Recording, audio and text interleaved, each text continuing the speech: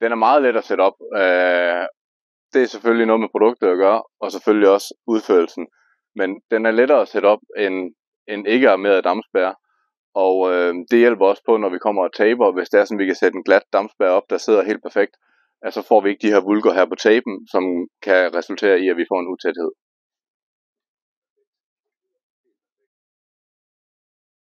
Det er faktisk fantastisk nemt at styre retningen på tapen, fordi vi har de her fine krydser og indikatorer på dampspærren, som gør, at vi for det første kan hænge dampspærren op, så den sidder på linje med den dampspærre, vi kommer med igennem etagedækket, og derefter så kan vi så sætte tapen efter krydserne også. Så det vil sige, så sidder det hele parallelt med hinanden, og så når vi kommer med vores data spartel, så er vi også sikre på, at vi har klemt al luft ud på tapen.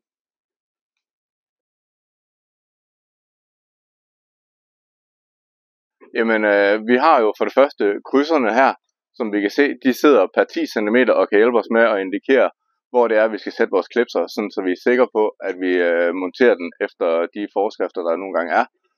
Og så har vi forskellige hjælpelinjer her til, når vi skal skære vores dampspærre. Og vi har forskellige hjælpelinjer heroppe, så vi kan sikre, at vi får det korrekte overlæg. Det er blandt andet de stiplede linjer, vi ser her.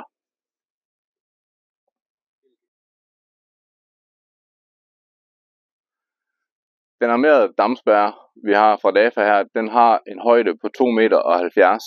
Og det er fuldstændig perfekt, fordi de 2,70 meter gør, at vi kan tape den, så den matcher med vores etageadskillelse, eller dampspærren, der kommer igennem derop.